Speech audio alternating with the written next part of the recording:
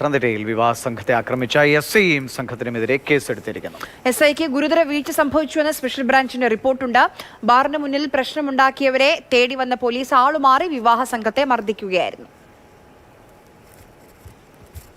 Police വണ്ടി പെട്ടെന്ന് വന്ന് നിൽക്കുന്നത്, അതിനകത്ത് നിന്ന് ചാടി ഇറങ്ങി എന്താ ഇവിടെ ചോദിച്ചിട്ട് അടിക്കുകയാണ് ചെയ്തത്.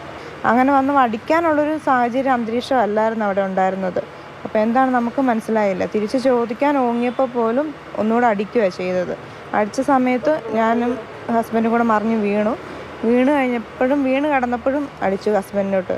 ഞങ്ങൾ അവിടെ നിൽക്കുമ്പോൾ അങ്ങനെ ഒരു സംഘർഷാവസ്ഥ അവിടെ ഇല്ല.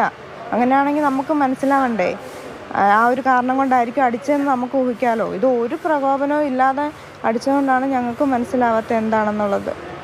ശരി, സി.കെ. അഭിലാൽ വിവരങ്ങളുമായിട്ട്. അഭിലാൽ, എന്തായാലും പോലീസ് ശക്തമായ നടപടികൾ എടുക്കുമെന്ന് പ്രതീക്ഷിക്കുന്നു. ഇപ്പോൾ എസ്.ഐക്കെതിരെ കേസെടുത്തിട്ടുണ്ട്. എന്താണ് ഉന്നത പോലീസ് ഉദ്യോഗസ്ഥർ ഇതുമായി ബന്ധപ്പെട്ട് പറഞ്ഞ ആ കുടുംബത്തിനോടൊരു ക്ഷമാപണം, ഒരു പ്രാഥമികമായ നിലയിൽ ഒരു ക്ഷമാപണമെങ്കിലും പോലീസ് നടത്തിയിട്ടുണ്ടോ?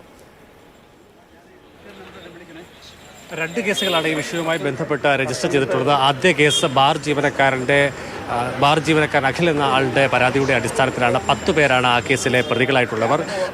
ബാറിന്റെ സമയം കഴിഞ്ഞും മദ്യം ആവശ്യപ്പെട്ട് എത്തിയവർ ബോധപൂർവം പ്രശ്നങ്ങൾ ഉണ്ടാക്കി എന്നുള്ളതാണ് ഇതിനകത്തിൽ കുറ്റകൃത്യമായി പറയുന്നത്. ആരുടെയും പേര് FIR-ൽ പ്രതിസ്ഥാനത്ത് വന്നിട്ടില്ല. രണ്ടാമത്തെ കേസായി രജിസ്റ്റർ ചെയ്തിരിക്കുന്നതാണ് പത്തനംതിട്ടയിൽ പോലീസുകാർ പ്രതികളായിട്ടുള്ള കേസായി വന്നിട്ടുള്ളത്. നിലവിൽ ചികിത്സയിൽ കഴിയുന്ന സിതാര എന്ന മുണ്ടക്കയം സ്വദേശിയുടെ പരാതിയുടെ അടിസ്ഥാനത്തിലാണ് കേസ് രജിസ്റ്റർ ചെയ്യപ്പെട്ടിട്ടുള്ളത്. ആരൊക്കെ പ്രതികളാണ് എന്നത് സംബന്ധിച്ച് ഇതിൽ പറയുന്നില്ല.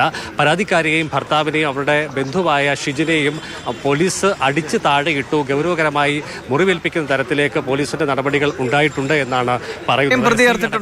എങ്ങനെയാണ് പോലീസുകാർക്കെതിരെ FIR?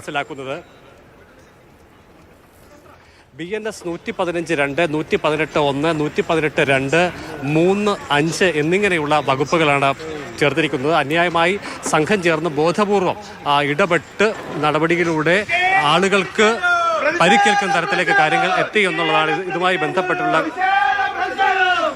FIR-ൽ പറഞ്ഞിട്ടുള്ളത്. പ്രതിസ്ഥാനത്ത് SIയും പോലീസുകാരും ഉണ്ടാകും എന്നുള്ളതാണ്.